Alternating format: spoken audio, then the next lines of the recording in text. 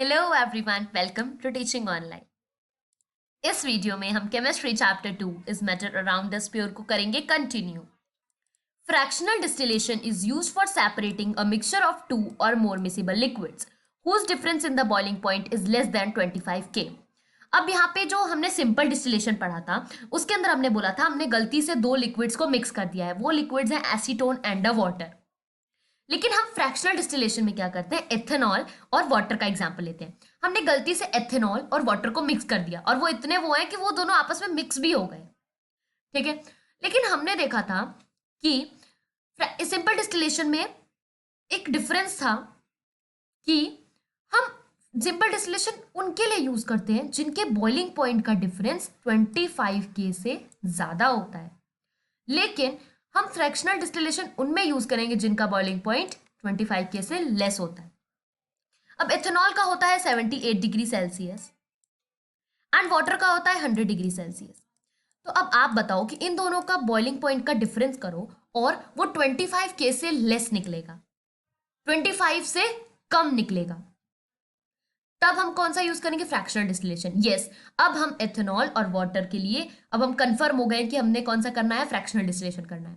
तो अब कौन कौन से एपरेटस चाहिए वो देखते हैं। The apparatus use for the fractional distillation is similar to that use for the simple distillation. दोनों के लिए जितने भी एपरेटस है वो सेम यूज होते हैं। मतलब आपको ये भी बता दिया टीचर ने आपकी कि सारे जो है चीजें दोनों सेम ही यूज होंगी। जो भी आपने सिंपल डिस्टिलेशन में लिया था वही आप फ्रैक्शनल डिस्टिलेशन में लोगे। आप हो गए खुश कि अभी हमको यहाँ पे फ्रैक्शनल डिस्टिलेशन यूज करना है तो इजी है। लेकिन फ्रैक्शनल डिस्टिलेशन में एक चीज और ऐड करनी पड़ती है, फ्रैक्शनेटिंग कॉलम। अब आपने टीचर से पूछा ये कहाँ ऐड होगा, तो टीचर ने बोला कि ये डिस्टिलेशन फ्लास्क और कंडेंसर के बीच में, मतलब यहां पे ये फ्रैक्शनेटिंग कॉलम फिट होगा। The fractionating column has a glass beads which increase the surface area for the vapours to cool and condense. जो फ्रैक्शनेटिंग कॉलम होता है इसके अंदर होते हैं ग्लास बीड्स जो कि सरफेस एरिया इंक्रीज कर देते हैं ताकि वेपर्स कूल हो जाए और कंडेंस हो जाए। अब आप बोलोगे ऐसा क्यों होता है, ऐसा तो ठीक है फिर हम उसमें भी लगा देते हैं जो सिंपल डिस्टिलेशन किया था उस प्रोसेस में भी, लेकिन ऐसा नहीं है। यहाँ पे अगर आप ध्यान से देखो कि 78 डिग्री सेल्सियस और 100 डिग्री सेल्सियस, इन दोनों का बॉइलिंग पॉइंट बहुत पास पास है, वाटर का और एथेनॉल का। तो जैसे ही मैं यहाँ पे बर्नर ऑन करती हूँ और जैसे ही टेम्परेचर 78 डिग्री सेल्सियस पे पहुंचता है वैसे ही मैं देखती हूँ कि एथेनॉल के साथ साथ वाटर भी इवेपोरेट होना शुरू कर दिया।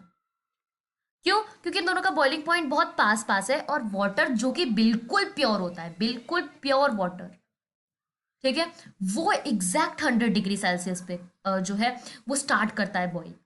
लेकिन देखो जो आप भी वाटर पीते हो वो बिल्कुल प्योर तो होता नहीं है ना, डिस्टिल्ड वाटर होता है, pure form of water.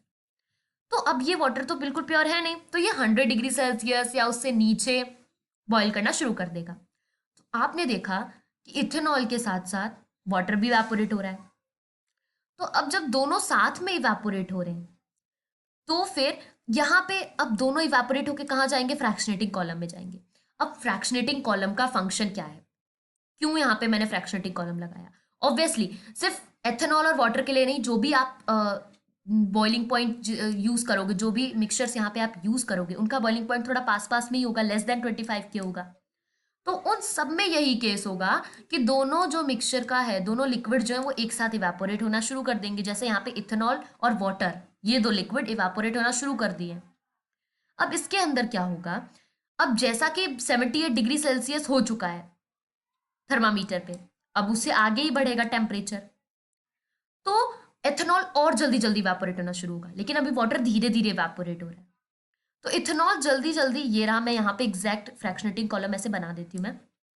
Ethanol यहाँ पे इवेपोरेट हो जाएगा ऊपर और वाटर यहाँ पे होते हैं ग्लास बीड्स।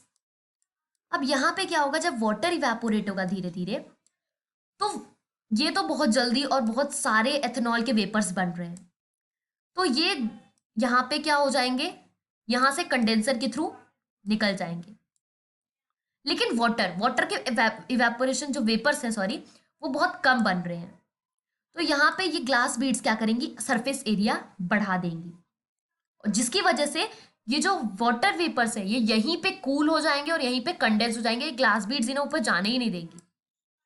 ठीक है। और जब इनका भी बॉइलिंग पॉइंट आएगा 100 डिग्री सेल्सियस, तब तक सारे जो एथेनॉल के वेपर्स हैं वो स्ट्रांगली, मतलब टेम्परेचर अब बहुत बढ़ चुका था तब तक, तो वो सारे इवेपोरेट होके यहाँ से निकल गए कंडेंसर के थ्रू।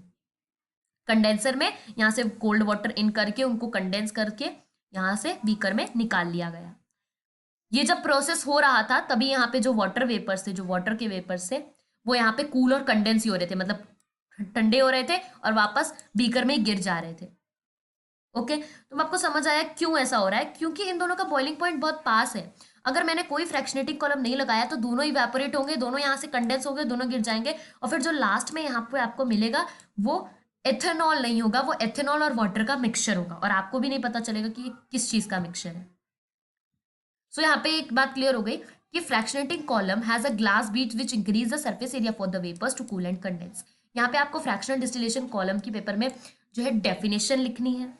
यहाँ पे आपको एपरेटस के बारे में बताना है कि सिर्फ फ्रैक्शनेटिंग कॉलम ऐड होता है फ्रैक्शनल डिस्टिलेशन में, जो कि डिस्टिलेशन फ्लास्क और कंडेंसर के बीच में फिट होता है। और fractionating column has the glass beads, fractionating column के अंदर ग्लास बीड्स होते हैं जो कि सरफेस एरिया बढ़ा देते हैं, जिसकी वजह से वेपर कूल हो जाते हैं और कंडेंस हो जाते हैं। देखो यहाँ पे बीड्स से ग्लास बीड्स, वाटर वेपर तो यहां तक ही रहे, लेकिन इथेनॉल के ऊपर तक चला गया क्योंकि उसका बॉइलिंग पॉइंट 78 डिग्री सेल्सियस था, वो अपने बॉइलिंग पॉइंट तक पहुंच गया था, लेकिन वाटर वेपर्स नहीं पहुंचे थे, वाटर वेपर्स अभी शुरू हो रहे थे इवेपोरेट होना। ठीक है, तो वो यहीं पे कंडेंस हो गए, एक्चुअली बहुत कचरा हो गया यहाँ पे। ठीक है, fractional distillation is use for separating the components of the petroleum, separating the different. और फ्रैक्शनल डिस्टिलेशन से आप कैसी चीजें सेपरेट करते हो? रिफाइनिंग, ऑयल रिफाइनिंग के लिए यूज होता है, पेट्रोलियम प्रोडक्ट्स के लिए यूज होता है, और गैसेस जो कि इसी चैप्टर में है वो हम पढ़ेंगे अभी इसके नेक्स्ट वीडियो में। और गैसेस सेपरेट करने में फ्रैक्शनल डिस्टिलेशन कॉलम, ये वाला प्रोसेस यूज होता है। So in your exam you have to write this definition.